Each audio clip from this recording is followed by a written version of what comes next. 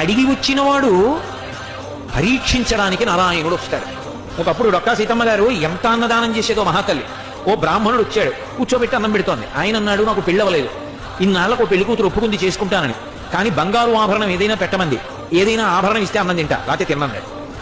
అప్పటికే అన్నదానానికి ఆవిడ ఒంటి మీద నగలన్నీ వెళ్ళిపోయి ఒక్క కంటి ఉంది. ఆవిడ భర్త వంక చూసి కంటి ఇచ్చేస్తానంది. ఆయన పక్కకి రమ్మనన్నాడు, అన్నీ అయిపోయాయే, ఆ కంటి ఒకటే ఉంది. ధూర్త బ్రాహ్మణుడు అన్నం పెడితే బంగారం అడుగుతున్నాడు, ఇవ్వకు, తినకపోతే పోతాడని. తప్పు. అతిథి విష్ణు స్వరూపం, అభ్యాగతి స్వయం విష్ణు. కాబట్టి ఆయనకి అన్నం పెట్టినప్పుడు బంగారం ఇచ్చేస్తాను. ఏమవుతుంది, పెళ్లి చేసుకుంటాడు, మంచిదేగా.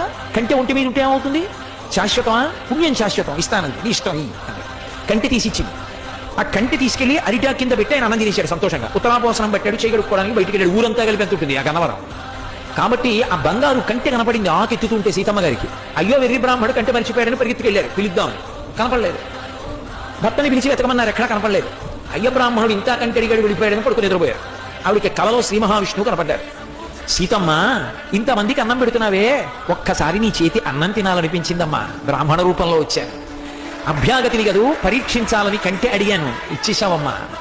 చాలు తల్లి, మురిసిపోయాను, నీ ఒంటి మీద నగలైపోయాయని బెంగ పెట్టుకుంటున్నావా, ఇంతకింత బంగారం నేను ఇస్తాలే అమ్మా అని. ఆవిడ లేచి భర్తకి చెప్పింది కళ. ఎప్పుడు దున్నే పొలమే. ఆయన పొలానికి వెళ్ళారు, సాయంకాలం వచ్చేసే ముందు ఏదో గొప్పతో అవుతున్నారు, కంగుల శబ్దం వచ్చింది.